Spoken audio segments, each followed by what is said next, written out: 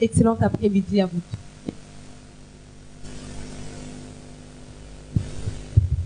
C'est bon? Oh oh!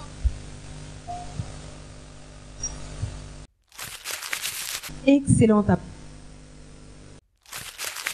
Ah bah raté, ça là, vous comprendre, hein? C'est d'habitude, la carte n'a bandé les beaux qui pété. Excellent après-midi à vous tous qui nous suivez de partout dans vos maisons. Laisse que la grâce de Dieu vous soit communiquée au nom de Jésus. Ça crache.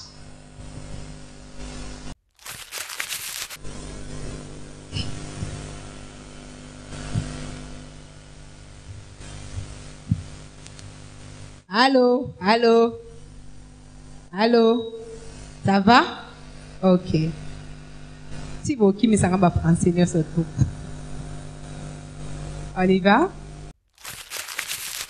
Excellent après-midi à vous tous qui nous suivez partout, dans vos maisons, dans vos bureaux, bien sûr. Laisse que la grâce du Seigneur vous soit accordée au nom de Jésus-Christ. Nous sommes encore une fois dans votre mission, l'émission Overflow, une émission qui vous fait énormément du bien au travers de médias. Nous croyons à cela, nous le confessons parce que nous avons de témoins, de bien-aimés qui croient qui ont vécu et qui ont vu plutôt la grâce de Dieu au travers de cette émission. Voilà pourquoi nous sommes en train de dire et de déclarer que le Seigneur nous fait énormément du bien. Comme vous le constatez, pour cette année, heureusement, le Seigneur, le maître des temps et des circonstances, a permis que maintenant nous puissions avoir notre tout premier tournage dans cette beau cadre que nous appelons la salle Falbob, afin de pouvoir adorer avec les bien-aimés qui sont ici, qui vont d'ailleurs vous saluer. Est-ce qu'on peut saluer les bien-aimés qui nous suivent au travers de médias?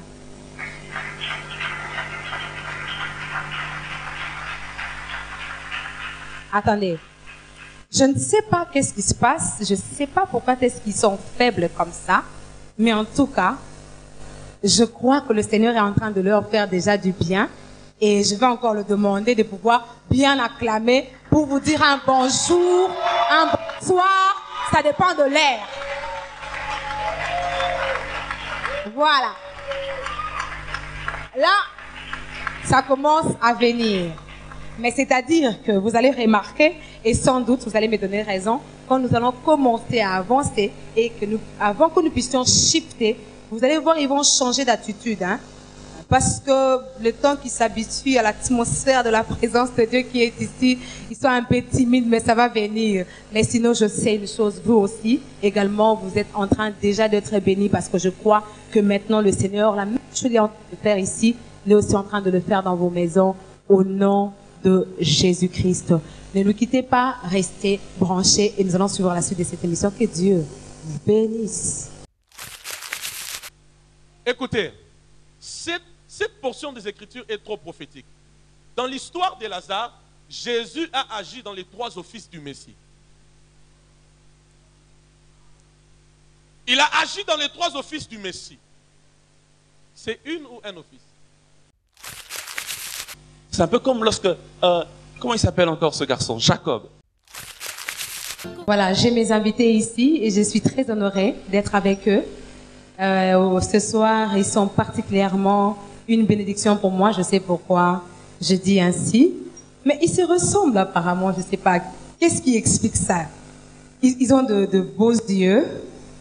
Bon, excusez-moi, il y a une dame à l'intérieur, hein, même si je dis ça. C'est pas à cause d'un homme. Hein. Ouais. Le 7, je suis de Jésus. Ah, malobombo kayo.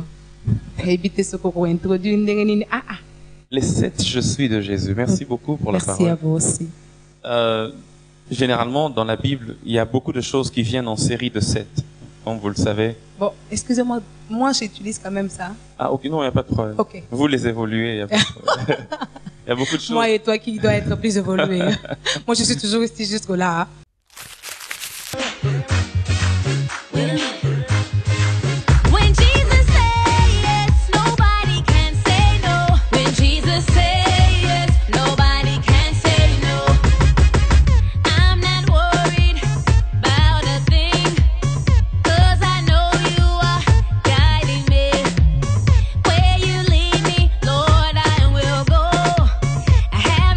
Here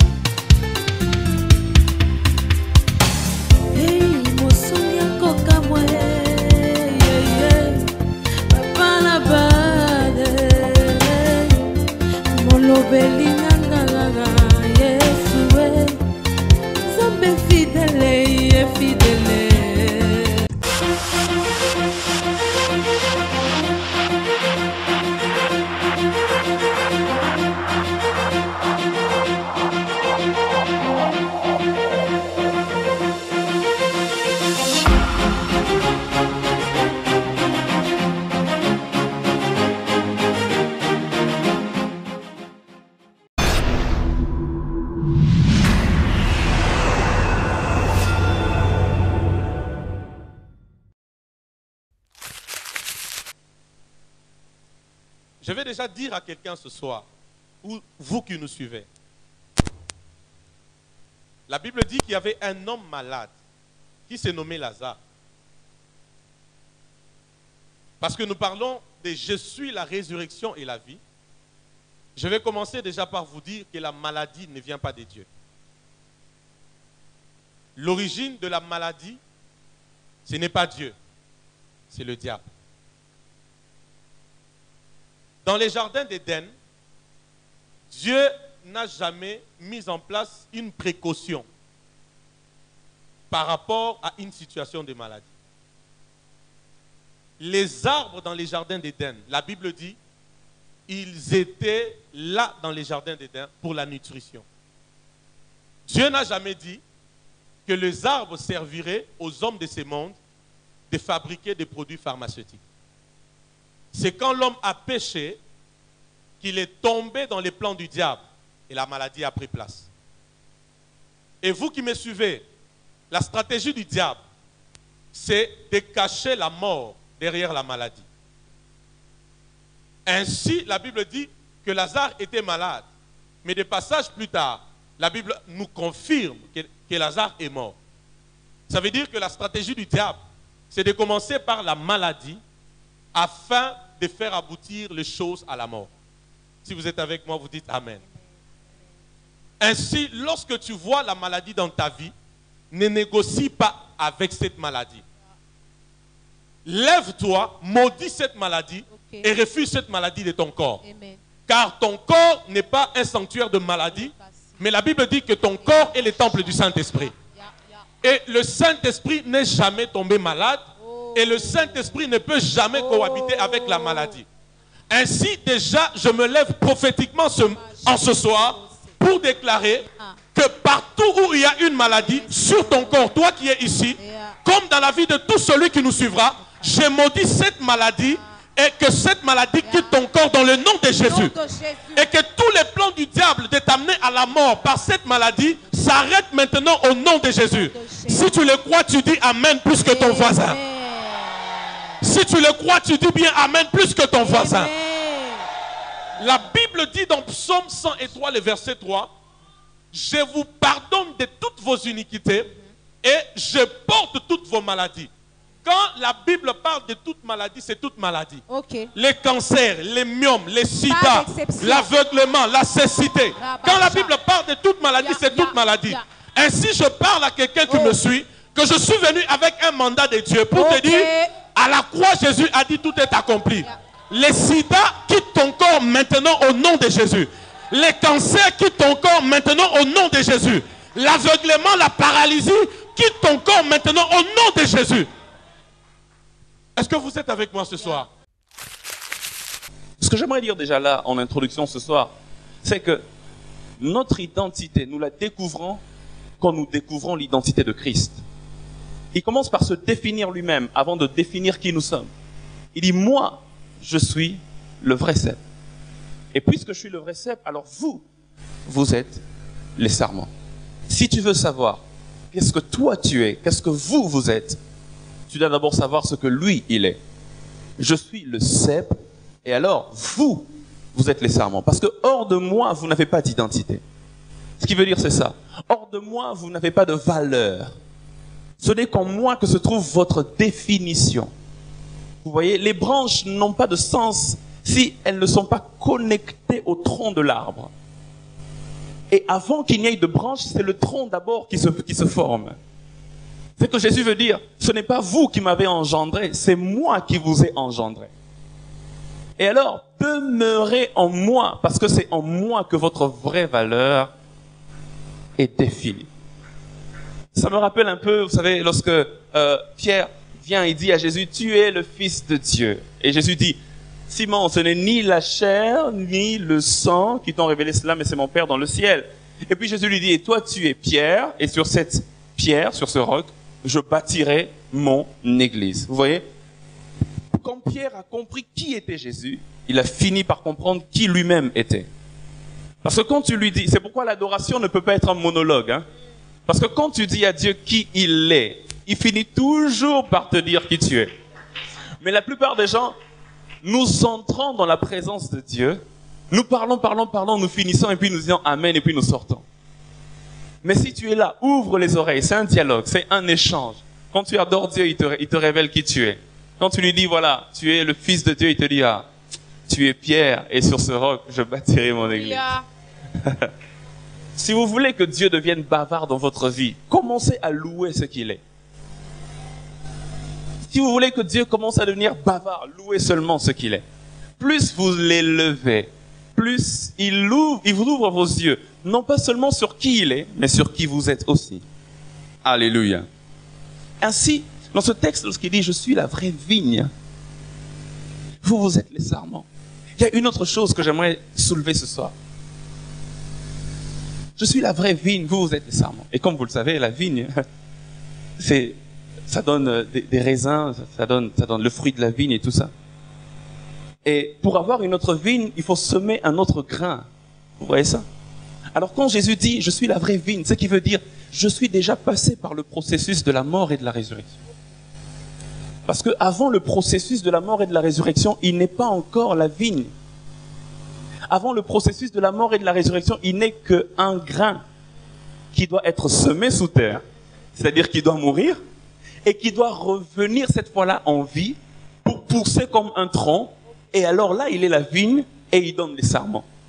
Ce que je veux dire, c'est que nous ne sommes pas attachés à Jésus le vivant, non. Nous sommes attachés à Jésus le ressuscité.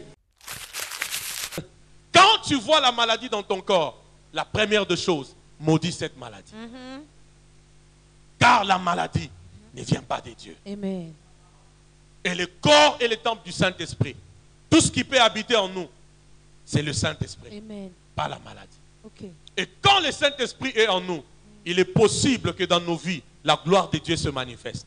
Parce que le Saint-Esprit est le véhicule de la gloire de Dieu. Or, là où il y a la gloire de Dieu, la maladie ne peut pas cohabiter. Jamais. C'est ainsi que l'apôtre Paul, comprenant ces choses, il a dit Christ en moi, l'espérance de la gloire. La Bible ne dit pas Christ en moi l'espérance des maladies. La Bible ne dit pas Christ en moi l'espérance des malheurs. La Bible dit Christ en moi l'espérance de la gloire. On doit arriver au point où nos vies face à la parole de Dieu sont une seule chose. Alléluia. Je suis la vie. Je suis la résurrection. Est-ce que vous êtes avec moi? Amen. Est-ce que vous êtes avec moi? Amen. Lazare meurt. Tout ce qui est arrivé, nous connaissons tous l'histoire. Pourquoi Jésus dit à Marie, je suis la résurrection et la vie? C'est parce que Jésus connaissait son identité. Or, celui qui connaît son identité a une position dans le monde de l'esprit. Et celui qui connaît son identité connaît aussi sa mission. Parce que des fois, par l'identité qu'on porte, il y a aussi l'explication de la mission que Dieu nous a confiée. Ainsi, Jésus dit, je suis la résurrection et la vie. J'aime, parce que Jésus n'a pas parlé au passé. Il n'a pas parlé au passé. Hier, tu peux parler au présent. Aujourd'hui, tu peux parler au présent. Demain, tu peux parler au présent. C'est pourquoi cette parole est une parole de plusieurs années. Mais aujourd'hui, elle a sa puissance. Pourquoi? Parce qu'il a dit, je suis. Hier, il a ressuscité. Aujourd'hui, il ressuscite aussi. Car la Bible dit que Jésus-Christ est le même hier, aujourd'hui et éternellement. Si vous êtes avec moi, vous dites avance, révérend. Avance, révérend. Alléluia. Et pourquoi il dit je suis la résurrection et la vie? Parce que la résurrection est quelque chose de surnaturel. Et la vie est une substance surnaturelle que Dieu libère dans des faisceaux humains, afin que ces faisceaux reçoivent la vie. Pas la vie de cette terre, mais la vie qui vient d'en haut. Qui peut expliquer la résurrection? Personne. Alléluia. Qui peut expliquer la résurrection? Personne. Ainsi, j'aimerais que quelqu'un qui me suit ce soir croie que maintenant même, la puissance de la résurrection est à l'œuvre en ces lieux. je ne suis pas venu pour faire des scénarios ici, Pas du tout. mais je suis venu pour accomplir toute une œuvre spirituelle pour laquelle je rendrai des comptes à Dieu. Ceux qui sont ici comme ceux qui me suivent à la maison, la puissance de la résurrection cible ta vie, la puissance de la résurrection cible ton ministère, la puissance de la résurrection cible ton travail. Est-ce que je parle à quelqu'un ici? Est-ce que je parle à quelqu'un ici? La puissance de la résurrection entre même dans ton mariage, elle entre dans ton fiançailles, elle entre dans tes finances, afin que les choses qui étaient mortes puissent revenir à la vie. Amen. Quelqu'un dit gloire au Seigneur. Gloire au Seigneur. Excusez-moi, je n'ai pas envie de vous compliquer ce soir, mais j'aimerais juste ouvrir une petite brèche pour parler de deux concepts importants que tout chrétien doit connaître. C'est la différence qu'il y a entre justification et sanctification. Écoutez, cette portion des Écritures est trop prophétique. Dans l'histoire de Lazare, Jésus a agi dans les trois offices du Messie. Celui qui demeure en lui, c'est-à-dire c'est celui qui est justifié. C'est celui qui a cru en Christ comme Seigneur et Sauveur. C'est celui qui, en croyant en Christ, parce qu'il est écrit, Abraham crut et il fut déclaré juste. C'est celui qui, en croyant en Christ, il a reçu la justification. C'est-à-dire quoi? Il était pécheur et Jésus est saint et juste. Jésus a pris ses péchés, il y a eu un transfert. Et lui, il a pris quoi? La justice de Jésus. De telle sorte que lorsque Dieu le voit, Dieu ne le regarde pas sur base de ses péchés, mais Dieu voit Christ par lui. C'est un peu comme lorsque, comment il s'appelle encore ce garçon? Jacob voulait recevoir la bénédiction d'Isaac. Il ne devait pas venir en étant seulement Jacob, sinon il aurait été repoussé. Il devait se revêtir du fils aîné. Vous voyez ça? Il a porté certains habits d'Ésaü. Et c'est là maintenant lorsque le père touche, il dit, oh, même si je reconnais pas très bien la voix, mais quand je touche là, je sens le fils aîné. L'odeur, c'est l'odeur du fils aîné. En fait, c'est ça la justification. C'est-à-dire, nous nous sommes revêtus de Christ. De telle sorte que lorsque Dieu nous touche, il dit, ça sent Jésus. Non, ça ne sont plus tes péchés que tu as commis il y a 5 ans, il y a 10 ans, il y a 20 ans. Non, lorsque Dieu te touche, il dit, solo Yesu, solo Yesu, solo Yesu. C'est l'odeur de Jésus. C'est ça la justification. Et cette justification nous donne le droit d'être saints par position. Mais maintenant, au-delà de la sainteté par position, parce que lorsque Paul dit par exemple saluer les saints en Christ, il parle de la sainteté par position. Est-ce que ça veut dire que ces gens-là ne pêchent pas? Premier office du Messie, c'est qu'il est prophète. Quand on dit à Jésus, Lazare, ton ami, celui que tu aimes, est quoi? Est malade. Alléluia. Qu'est-ce qui arrive? La Bible dit, Jésus est resté en ces lieux-là. Ensuite, il dit aux disciples, allons en Judée pour 2 jours.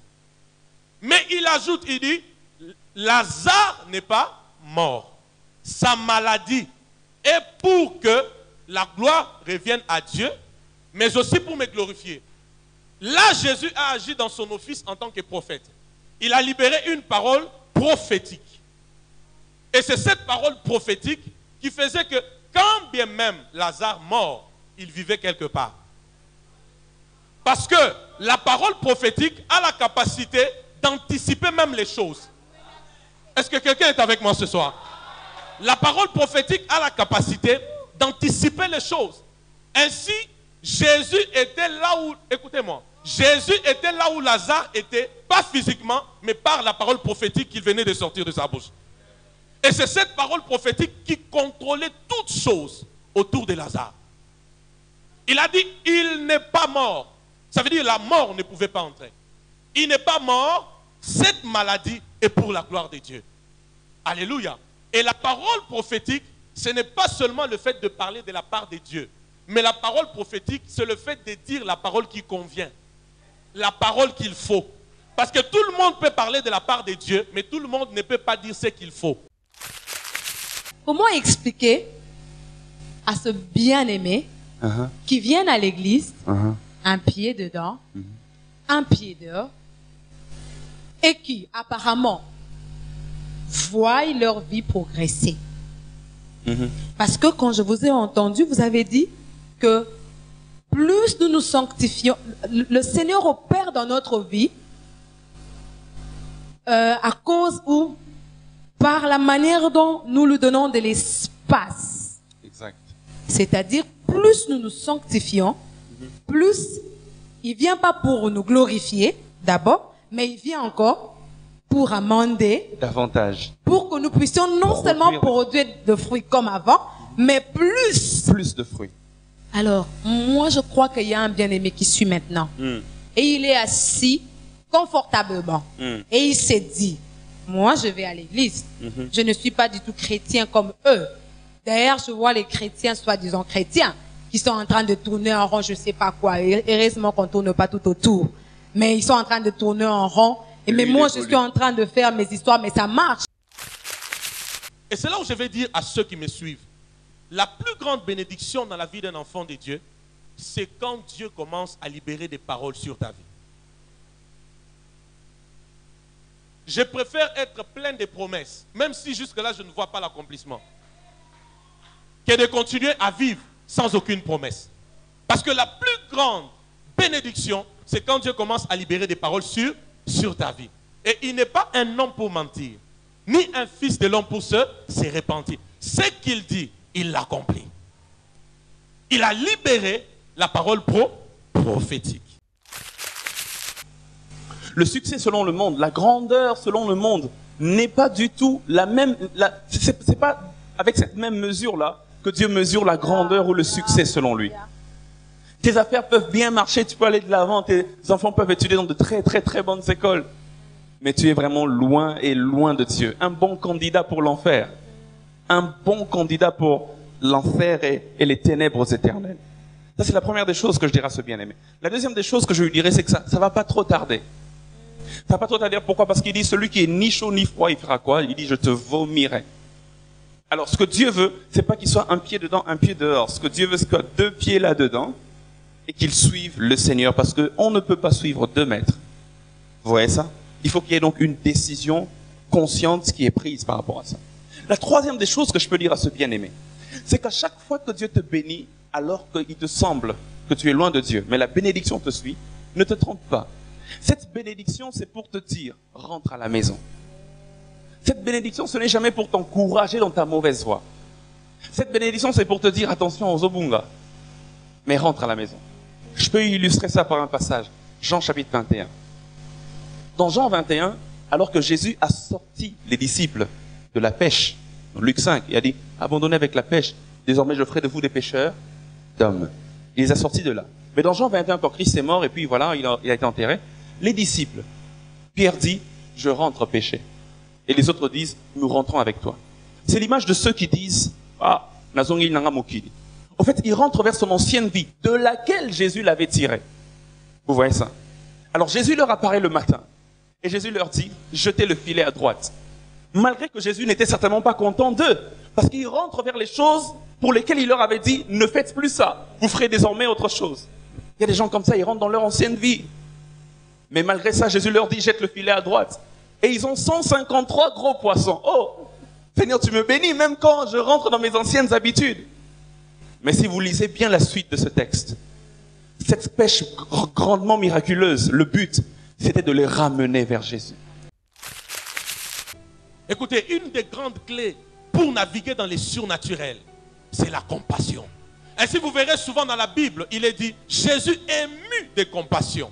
Il dit, femme, cet enfant ne mourra pas, il vivra. Et l'enfant est revenu à la vie. La chose qui a libéré ce surnaturel, c'est quoi? C'est la compassion. Je prie que toi qui es ici, que toi qui me suis, que le Saint-Esprit qui est ici puisse ressusciter en toi la compassion. La compassion pour les âmes, la compassion pour les malades, la compassion pour l'évangélisation, la compassion pour l'œuvre de Dieu. Que le Saint-Esprit puisse restaurer en toi la compassion. Que tu ne serves pas Dieu seulement parce que tu as les dons spirituels, mais que tu serves Dieu parce que aussi tu as la compassion. Je prophétise la résurrection de la compassion dans les cœurs de ceux qui sont ici et de ceux qui me suivent dans le nom de Jésus-Christ.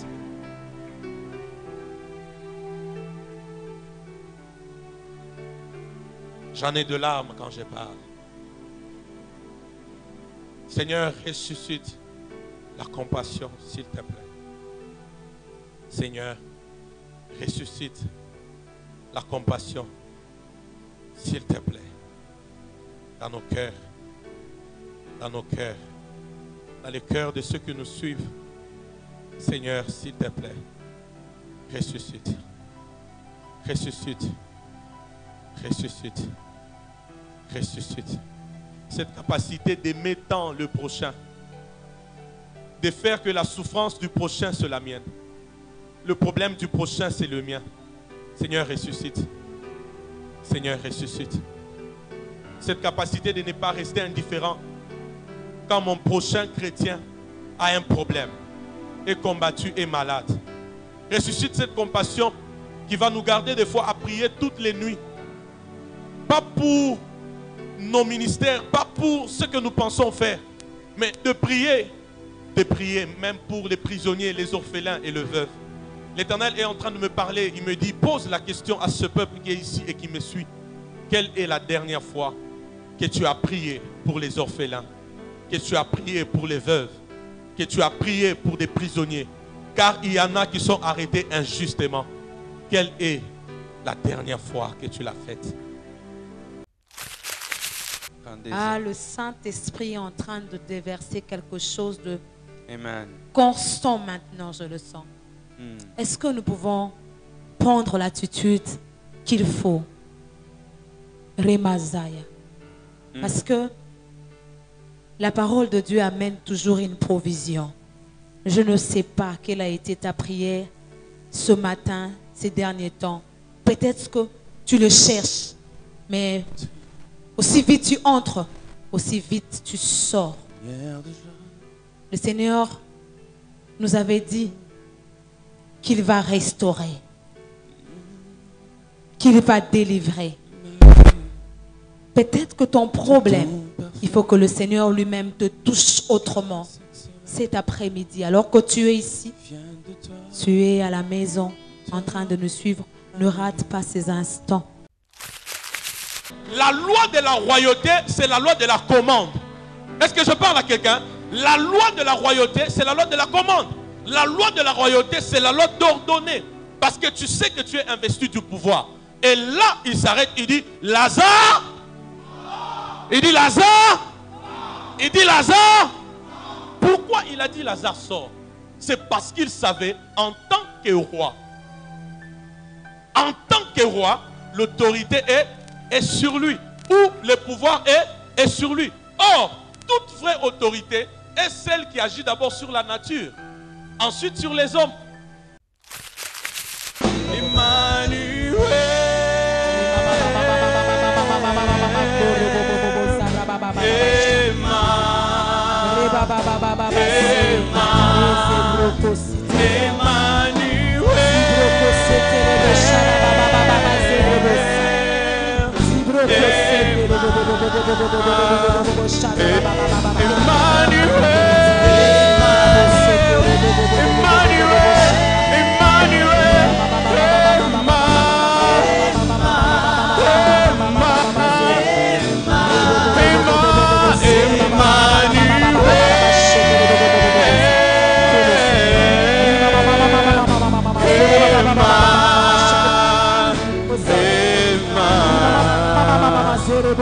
J'aimerais dire à quelqu'un ce soir, ce refrain est simple, ça dit seulement Emmanuel, Emmanuel, Emmanuel. Emmanuel veut dire Dieu parmi nous, le Dieu qui habite en nous, mais aussi le Dieu qui veut qu'on habite en lui. Y a-t-il quelqu'un qui peut m'aider à chanter Emmanuel?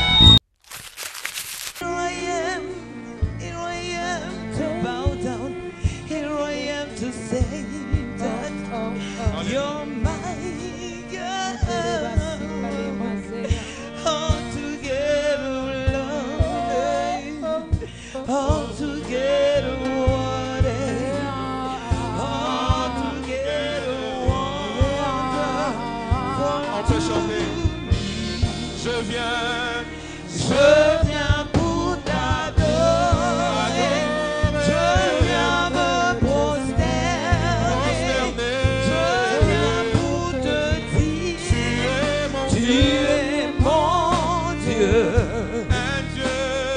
un Dieu admirable, parfaitement digne, tu es tellement merveilleux.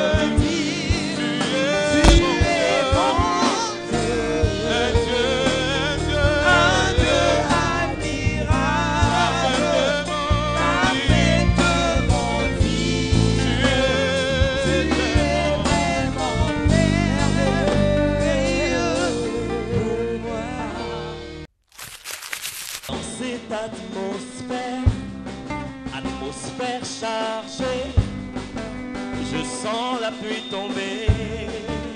Oh, oh, oh. Dans cette atmosphère, atmosphère du ciel, rien n'est impossible. Non, non, non, plus rien n'est impossible. Dans cette atmosphère, atmosphère des anges, les yeux aveugles voient.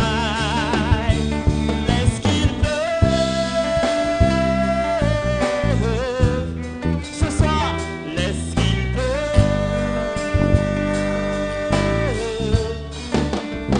On voulait nos carrés, on voulait nos carrés.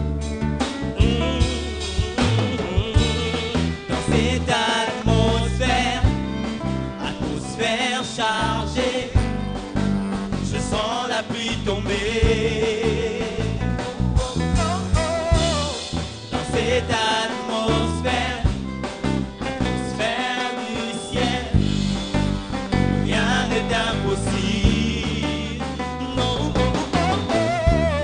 Dans cette atmosphère, atmosphère des anges, j'entends les chaînes tomber. Laisse qu'il pleut. Chante avec nous, c'est les frères. Laisse qu'il pleut. Laisse qu'il pleut. Laisse qu'il pleut. Laisse qu'il pleut. Laisse qu'il pleut. Ce soir, laisse qu'il pleut. Voulez nos cas. Voulez nos carrés. Yaya, voulez nos cas. Yaya, voulez nos cas. C'est Osalikolo. Osalikolo. Osalikolo. Likolo. Osalikolo. Osalikolo. Kolo ya nyonso. Kolo ya nyonso.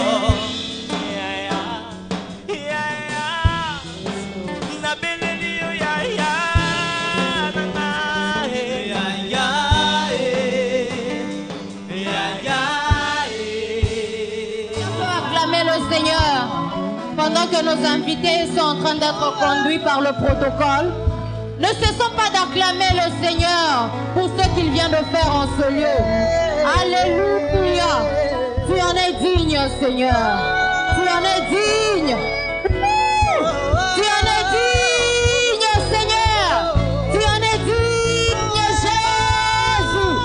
Alléluia, alléluia. Tu es Dieu.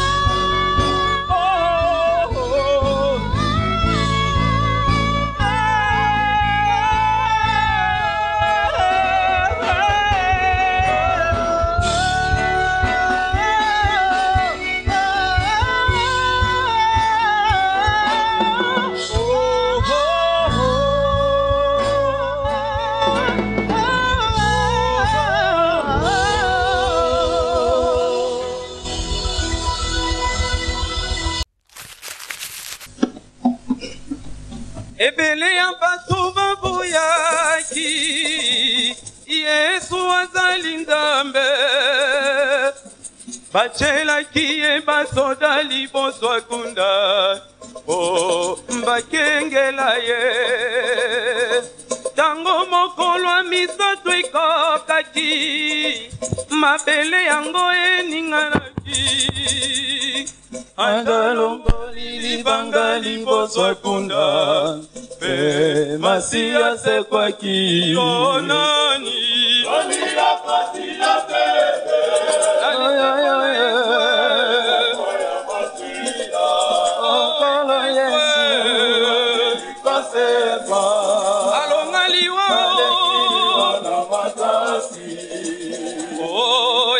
kotala alilita etika lisolo pamba Yesu Masia mwana na Nzambe asili kolongaliwa Kandika pati ya tembe alitekwa na nkolo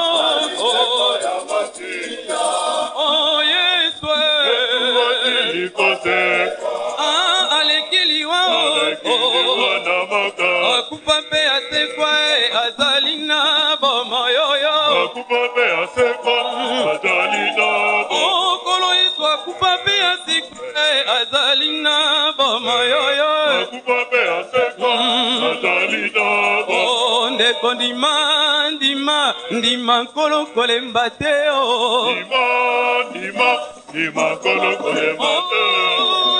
ndima Yesu ndima nkolo kolemba te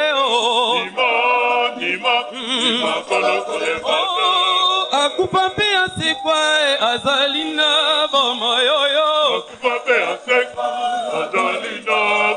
papa nzakomba akipa osekwa azalina bomoyoyo